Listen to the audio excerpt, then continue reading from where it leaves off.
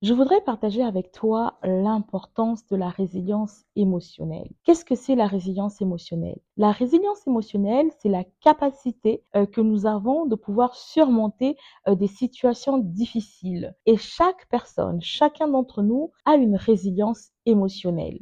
J'étais en train de parcourir mon livre Femmes rebondit et brille et je suis arrivée à cette partie et je me suis dit que j'avais envie de partager ça avec toi. J'ai envie de te parler un petit peu de ce que c'était la résilience émotionnelle et aussi te donner les clés que moi j'ai découvertes, les clés qui ont été également proposées par beaucoup de chercheurs, beaucoup d'écrivains pour développer une résilience émotionnelle. Si ce sujet t'intéresse, je te demande de rester avec moi jusqu'à la fin de cette vidéo. Si tu te demandes qui je suis, donc je m'appelle Jessica, je suis la fondatrice de Mon Plein Potentiel. Je suis également autrice du livre Femmes rebondit et brille, un livre qui pour moi est comme un recueil et qui permet de pouvoir acquérir des connaissances, mais aussi avoir des clés afin de pouvoir surmonter les difficultés, mais aussi de pouvoir avancer dans sa vie. Ce livre en fait est la somme de tout ce que moi aussi j'ai pu lire, mais également des mentorats que j'ai pu avoir et c'est aussi tiré de mon parcours de vie. Donc dans ce livre, j'ai combiné beaucoup de conseils qui peuvent t'aider. Ce livre est adressé aux femmes, mais peut également être lu par des hommes. Je voulais parler aux femmes, des femmes qui sont comme moi, qui sont des mères, qui sont des épouses, qui sont des travailleuses et qui quelquefois sont un petit peu bloquées dans leur situation. Mais cela n'empêche pas également à des hommes de pouvoir se procurer ce livre et de pouvoir le lire. Il faut savoir que la résilience émotionnelle permet aux individus de pouvoir surmonter des situations difficiles. C'est parce qu'on a de la résilience qu'on va arriver à transformer une situation difficile en une situation qui va nous permettre de pouvoir avancer, qui va nous permettre de pouvoir croître. Donc nous allons voir ensemble les différentes étapes de la résilience émotionnelle. Il faut savoir que la résilience émotionnelle, c'est ce qui nous permet de pouvoir surmonter des situations difficiles et de transformer des situations qui auraient pu être difficiles, catastrophiques ou insurmontables pour nous en des situations qui vont nous permettre de rebondir et briller. Hein, c'est très important. Pour celles qui ont mon livre, c'est un point que j'évoque à la page 52 du livre Femmes rebondit et brille. Et dans cette vidéo, je vais simplement vous faire un résumé de ce que j'ai pu aborder sur ce point précis. Comment faire pour pouvoir développer la résilience émotionnelle? Il faut savoir que développer la résilience émotionnelle va te demander du temps, va te demander de l'engagement et va te demander également des exercices. Mais ça, tu le sais déjà. Pour pouvoir avancer, il faut le faire tout doucement, il faut le faire à ton rythme. Alors, prends le temps. Si tu veux cultiver ta résilience émotionnelle, c'est comme quand tu travailles tes muscles, eh ben, tu dois prendre le temps de pouvoir travailler. Hein. Je vais te donner quelques stratégies que tu pourrais appliquer. Et si tu veux approfondir, n'hésite pas, procure-toi mon livre et à ce moment-là, tu pourras également approfondir ces points. Alors, la première stratégie, c'est d'apprendre à gérer ses émotions. C'est très important. Tu dois apprendre à gérer tes émotions. Il est essentiel de pouvoir reconnaître d'abord ses émotions. Ça, c'est le point capital. Mais ensuite, il faut que tu apprennes à les gérer. Je sais que c'est pas facile. Tu vas peut-être me dire, mais Jessica, moi j'ai du mal. Moi, je n'arrive pas à me retenir. Je n'arrive pas à supporter quand on me fait du mal. Je ne supporte pas l'injustice. J'ai déjà entendu toutes ces choses et je sais que peut-être toi aussi, tu penses à ce genre de réplique. Mais j'ai envie de te dire que pour pouvoir te maîtriser, il y a des solutions qui existent. Tu peux pratiquer ce qu'on appelle la méditation. Tu peux te calmer, prendre le temps de méditer, prendre le temps, un temps calme, un temps où tu vas pouvoir réfléchir avant de riposter, réfléchir avant de poser des actes. Dis-toi que quelque chose m'a blessé ou il y a une émotion qui arrive et qui prend beaucoup de place, ne réagis pas. Moi, je te conseille de prendre un temps calme, de pouvoir analyser la chose et une fois que tu as analysé, à ce moment-là, tu seras plus apte à avoir une réponse qui soit adaptée. Et en faisant ça montre déjà que tu es en train de maîtriser tes émotions. Ce ne sont plus tes émotions qui vont te pousser à réagir, mais c'est l'analyse de tes émotions, du contexte, qui vont ensuite t'emmener à avoir une réaction.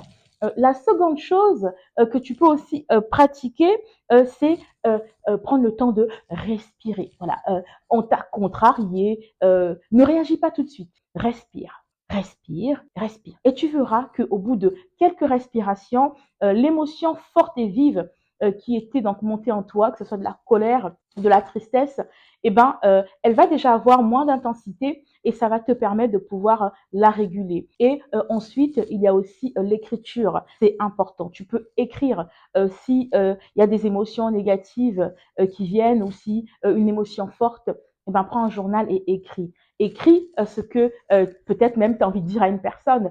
Écris-le. Comme ça, tu sors cette émotion et puis ça te permet ensuite, à tête reposée, de pouvoir réfléchir et analyser et de voir si c'est ce que tu as envie de le dire ou est-ce que là, tu peux passer à autre chose.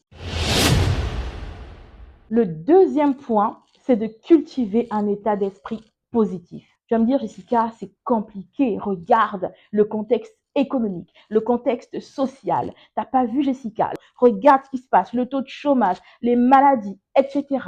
Je sais qu'il y a beaucoup de choses négatives et il y a beaucoup de choses qui peuvent t'emmener à être triste. Mais j'ai envie de te demander de cultiver un état d'esprit positif.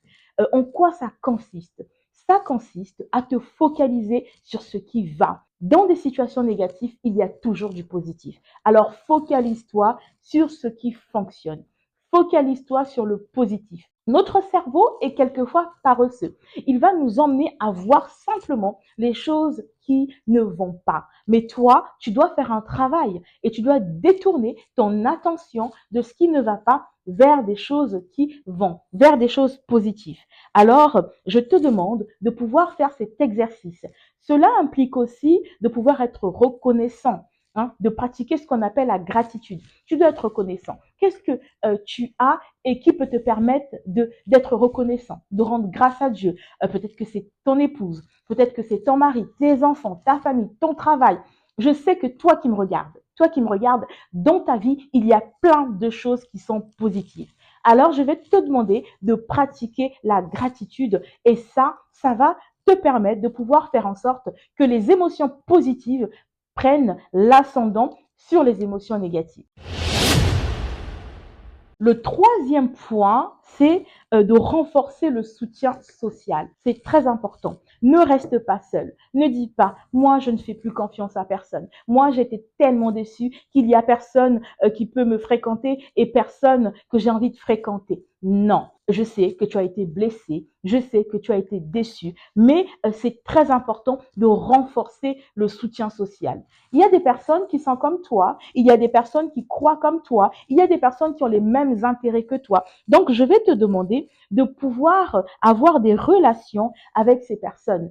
Ça peut être des membres de ta famille, ça peut être tes amis. Dans mes précédentes vidéos, j'avais parlé d'un groupe de référence. Qui est ton groupe de référence? À qui fais-tu confiance? À qui est-ce que tu peux parler librement de tes projets? À qui est-ce que tu peux confier tes peurs, confier tes craintes? Mais c'est très important de renforcer le soutien social. Ça, c'est un pilier également de également pouvoir gérer la résilience émotionnelle et de pouvoir la développer. Le quatrième point, c'est de développer des compétences d'adaptation. C'est très important. Il faut que tu puisses développer des compétences. Hein. Il faut équiper sa boîte à outils de compétences qui peuvent te servir. Parce que ces compétences peuvent inclure également la résolution de problèmes. Quelquefois, tu es mal à l'aise. Quelquefois, tu es vraiment embêté simplement parce que tu n'arrives pas à résoudre une problématique. Mais si tu arrives à acquérir des compétences qui t'aident à résoudre cette problématique, des compétences qui vont t'aider à être plus à l'aise, à ce moment-là, au niveau sur le plan émotionnel, tu seras en situation favorable. Donc, le quatrième point, c'est de développer des compétences d'adaptation. C'est très important. Et en développant les compétences, tu vas être mieux armé pour faire face à des situations difficiles et trouver des solutions qui soient constructives. Ce point va rejoindre ce que je dis régulièrement, ne t'arrête pas d'apprendre. Ne t'arrête pas de te former et ça passe aussi par la lecture. Je t'assure, toi qui me regardes, la lecture va t'ouvrir l'esprit et va te permettre de pouvoir acquérir des compétences. Il y a des personnes que tu ne vas pas pouvoir approcher parce qu'elles sont trop loin, elles habitent dans un autre continent ou peut-être parce que tu n'as pas le moyen simplement d'aller vers elles. Mais ces personnes ont écrit des livres. Tu peux simplement acheter un livre, lire un livre et tu vas avoir la manière de penser de cette personne. Nous sommes à une époque où la connaissance a augmenté, où tu peux aller regarder dans un livre quelque chose qui va te permettre de pouvoir avancer. Moi, avant, je détestais les chiffres. Je ne comprenais pas les chiffres. Mais c'est parce que je refusais. Je suis plutôt littéraire, quelqu'un de littéraire. J'ai toujours aimé lire depuis que je suis petite.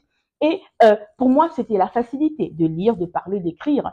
Mais c'est important. On ne fait rien sans chiffres. On a besoin de savoir calculer. Il faut pouvoir monter un budget.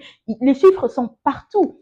Et quand j'ai réalisé, c'était pas si difficile que ça. Il fallait simplement que je prenne le temps de pouvoir acquérir des compétences. Et là, je me suis sentie plus à l'aise. Des situations qui auparavant étaient des situations qui m'horripilaient ou qui m'effrayaient, et ben là aujourd'hui sont des situations dans lesquelles je suis plus à l'aise. Et donc, je suis moins en difficulté sur le plan émotionnel afin de pouvoir agir ou traiter ce type de situation.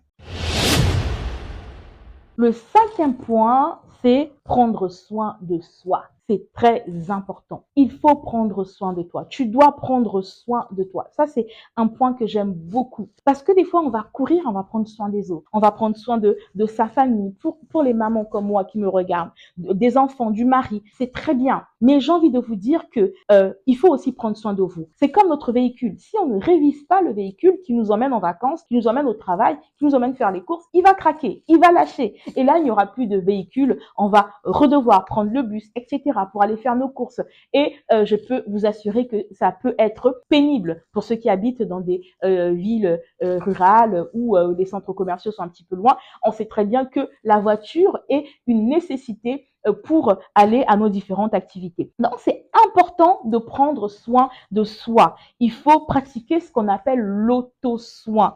C'est très important. Il faut, on le sait déjà, prendre le temps de s'alimenter correctement, de pratiquer une activité physique. Elle peut être intense, modérée, donc prendre soin de son corps. Mais également, il faut accorder du temps à des activités qui nous font plaisir et qui vous apportent de la joie et du bonheur.